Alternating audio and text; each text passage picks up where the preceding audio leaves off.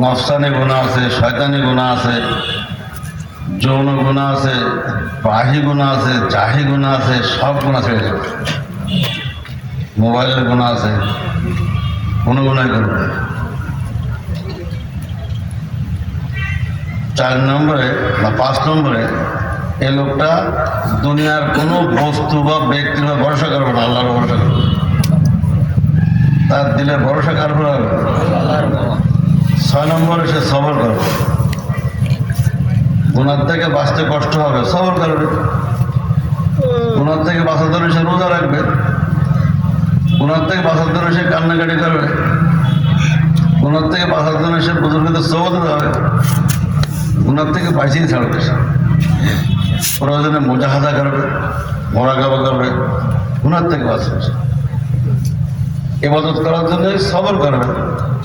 যতই শীত হোক সে তাহাজ্জুদ ছাড়বে না, যতই কষ্ট হোক সে উযু করে তাহাজ্জুদ পড়বে, সবর করবে। মুসিবত আসলে সবর করবে। 6 নম্বর গুণ। আর সে ছায়াতলে দ্বারা ইস্তেমাল করে 6টা দিক, 6 নম্বর গুণ। 7 নম্বরে সে নামাজটাকে, ফরজ নামাজগুলি সুন্দর করে পড়বে, মনোযোগ সহকারে পড়বে,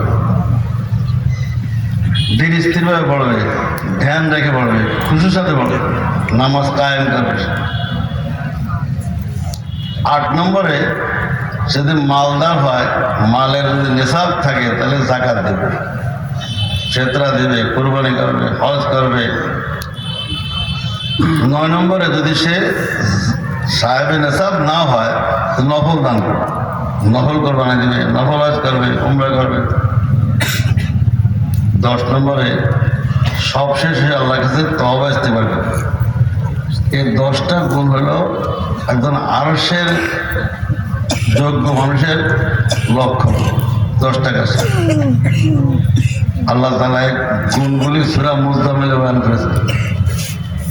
কুমিল্লাইলা ওয়ারাত্তিলিল কুরআনা তারতিল ওয়াজকুর ইসমা রাব্বিক ওয়া তাওয়াক্কাল ইলাইহি তাবতিলা ফাত্তাখিযু ওয়াকিলা ওয়াসবির আলা মা ইয়াকুলুন ওয়া আকিমুস সালাত ওয়া আতুজ যাকাত ওয়া আকরিদুল্লাহ করদান হাসানা ওয়াস্তাগফিরুল্লাহ ইন্নাল্লাহা গফুরুর রাহিম।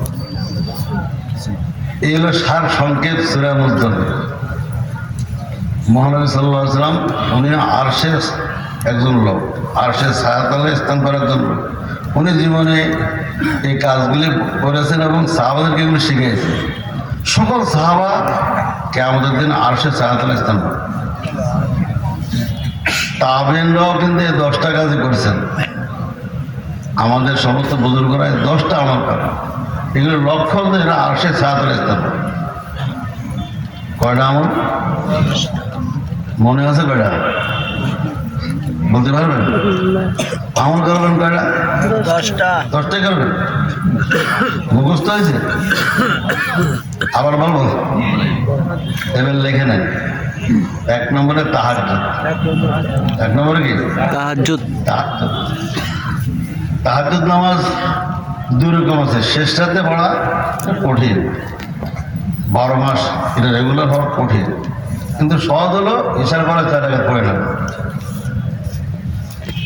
বেতরের নামাজ তো আমরা এই রাত্রেই পড়ি। নবী করিম সাল্লাল্লাহু আলাইহি ওয়াসাল্লাম সারাদিন বেতর পড়েছে শেষ রাত্রে, আমরা এই রাত্রে কেন পড়ি? আল্লাহ নবী সাল্লাল্লাহু আলাইহি ওয়াসাল্লাম সাহাবেদেরকে এই সহজ আমলটা বলেছেন, সাহাবারা তোমরা যারা ছাত্র তোমরা তাহাজ্জুদ নামাজে এই রাত্রে পড়বা, বেতরের নামাজে এই রাত্রে পড়বা। আসামে সুপার ছাত্রদেরকে আল্লাহ রাসূল সাল্লাল্লাহু আলাইহি ওয়াসাল্লাম আমল দিয়েছেন, সহজ তাহাজ্জুদ, সহজ বেতর। হযরত আবু হুরায়রা রাদিয়াল্লাহু তাআলা আমরা 1 নম্বর এই রাত্রে তারা বেতের পড়তেন, এই রাতে তাহাজ্জুদ পড়তেন। কিন্তু আল্লাহ নবী সারা দিন শেষ রাতে বেতের, শেষে তাহাজ্জুদ পড়তেন। কঠিন বেতের, কঠিন তাহাজ্জুদ। আলহামদুলিল্লাহ আমরা তো বেতের ক্ষেত্রে সহজটা বুঝে আমল করি, তাকে তো আমল করতে পারবো ইনশাল্লাহ। যদি কেউ রোজানা 4 রাকাত তাহাজ্জুদ নামাজ এশার পর পড়ে নেয়, এই লোকটা সারা জীবন তাহাজ্জুদগার হয়ে থাকবে। এই লোকটা মরবে তাহাজ্জুদগার হয়ে মরবে না, তাহাজ্জুদগার হয়ে মরে এই লোকগুলিকে আল্লাহ তাআলা মাফ করে দেয়। তাহাজ্জুদ নামাজ পড়ে যারা জীবিত থাকে এদেরকে আল্লাহ তাআলা গুনাহের পথে শক্তি দিয়ে দেয়।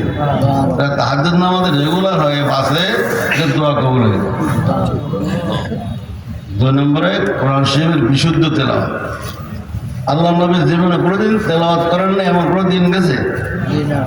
দোয়া করছেন, আল্লাহ আপনি আমাকে কোরআন শরীফ দিয়েছেন, আপনি আমাকে তেলাওয়াত করার তৌফিক দেন। উনি দোয়া করতেন, আল্লাহুম্মা রযুকনি তিলাওয়াতাহু আনাল লাইলি ওয়া আনান নাহার।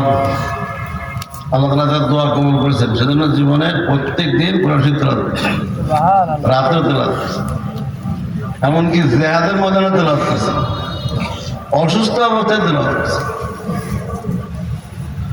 3 নম্বরে আল্লাহ জিকির। আল্লাহ নবী সবসময় জিকির করতেন, দায়মান জিকির করতেন।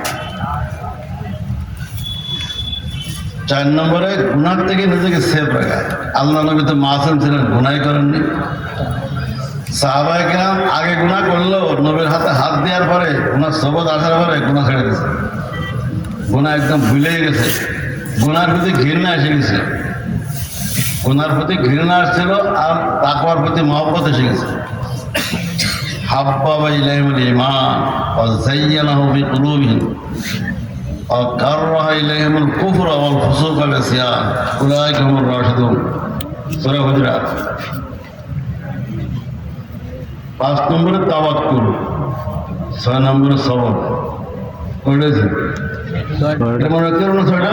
6টা আর বাকি আছে বেটা একটা। আল্লাহ তাআলা সূরা শেষের দিকে বলছেন, এটা মেরাজের পরে নাযিল হয়েছে, আকিমুস সালাত, নামাজ সুন্দর করে পড়ো। নামাজের মধ্যে যেন আল্লাহ পাকের প্রতি ধ্যান থাকে, সূরা করার জন্য শুদ্ধ হয়। সুন্নত রেখে নামাজ পড়াকে নামাজ কায়েম করা বলে। নামাজ কায়েম করলে মুত্তাকি হয়, মুত্তাকি হলে জান্নাতি হয়। আর নামাজ দেনা দানা করে পড়লে মুসল্লি হয়, অনেক মুসল্লি জাহান্নামী হয়। ওয়াইলুল মুসল্লি, অনেক মুসল্লি জাহান্নামী। এজন্য নামাজ পড়বো না, কায়েম করবো। কায়েম করতে হলে ভাই নামাজের মধ্যে সুন্নত তরিকা থাকতে হবে। যার নামাজের সুন্নতি নেই সে নামাজ কি কায়েমা না পড়া হয়? আপনারা কি কায়েমের ধরে না পড়ার ধরে? ইনশাআল্লাহ। 8 নম্বরে যারা মালদার নেশাব আছে এরা যাকাত দিবেন, ফিতরা দিবেন, কুরবানি করবেন, হজ করবেন।